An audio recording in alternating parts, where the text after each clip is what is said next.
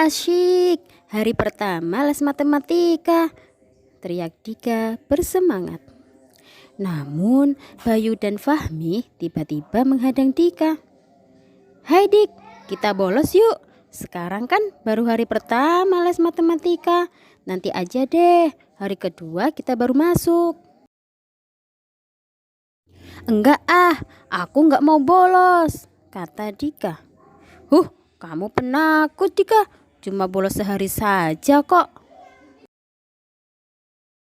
Assalamualaikum warahmatullahi wabarakatuh. Bagaimana teman-teman? Dika hebat ya, nggak ikut-ikutan bolos les. Kalau kamu diajak bolos, kira-kira mau nggak ya? Nah, kisah Dika ini sama dengan kisah Rasulullah loh. Meskipun mendapat banyak ancaman dan siksaan dari kaum kafir Quraisy, tetapi Rasulullah tetap teguh dalam berdakwah. Ternyata bukan hanya Rasulullah saja loh yang mendapat ancaman, tetapi sahabat-sahabat Nabi yang lain juga ikut-ikutan mendapat ancaman dan siksaan dari kaum kafir Quraisy. Siapa saja ya mereka dan bagaimana ancaman dan siksaan yang mereka dapatkan? Kita simak yuk penjelasan dari Ustazah berikut ini. Nah, sebelum pelajaran kita mulai, kita awali hari ini dengan membaca basmalah. Bismillahirrahmanirrahim. Masih ingatkah kalian siapa itu as-sabiqunal awwalun? Ya, as-sabiqunal awwalun adalah orang-orang yang pertama masuk Islam setelah mengikuti dakwah Nabi Muhammad secara sembunyi-sembunyi. Nah, ternyata beberapa orang dari as-sabiqunal awwalun dan beberapa sahabat Nabi yang ikut membela dakwah Nabi Muhammad, mereka mendapatkan ancaman dan siksaan dari kaum kafir Quraisy.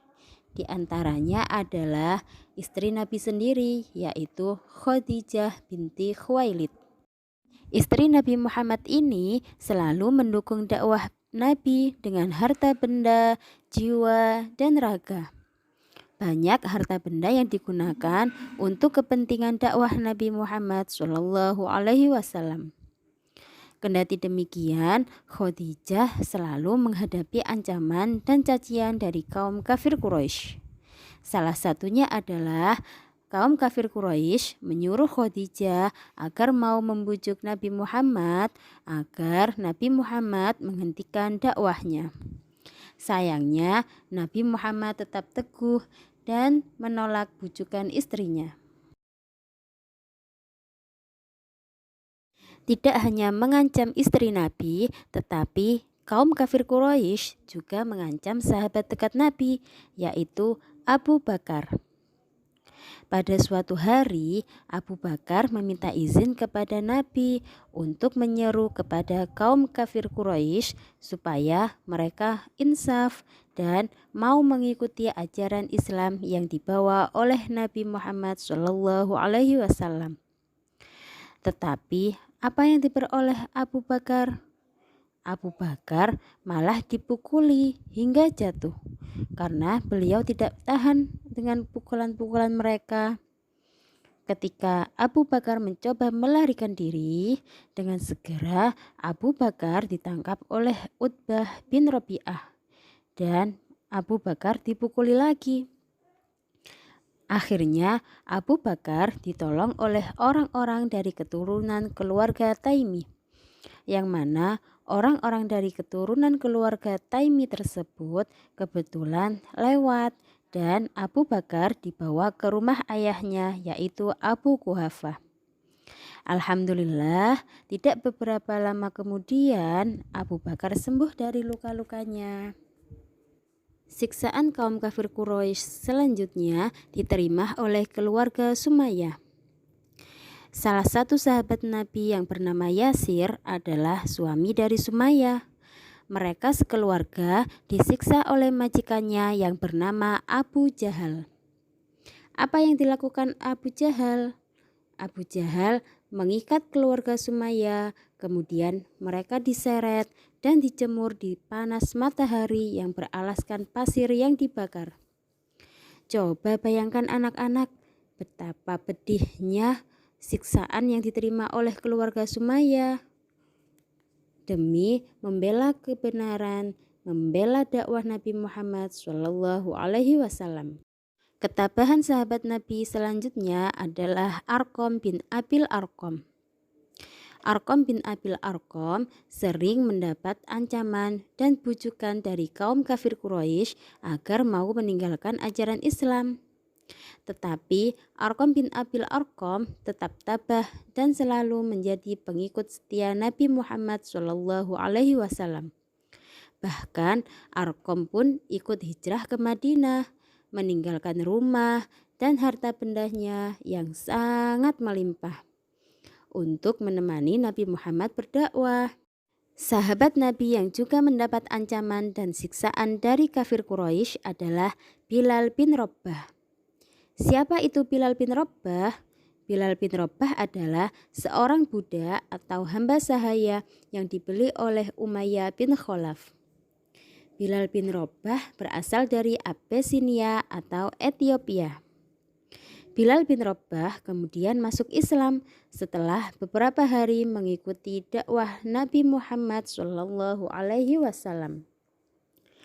Umayyah bin Khalaf marah besar ketika mendengar Bilal telah masuk Islam.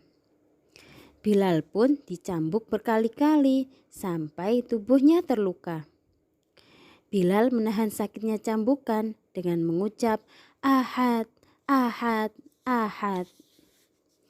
Tidak hanya sampai di situ, Umayyah lalu menjemur Bilal di panas terik matahari.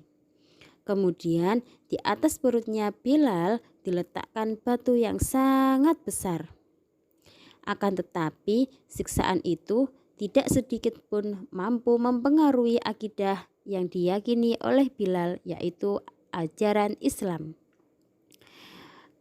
Ketika disiksa, Bilal dengan tegas menyatakan pendiriannya dan dengan suara terputus-putus mengucapkan lagi kata-kata Ahad, Ahad, Ahad. Nah, anak-anak, ternyata Nabi Muhammad dan para sahabat begitu tabah menghadapi ancaman dan siksaan dari kaum kafir Quraisy. Lalu bagaimana dengan kita anak-anak?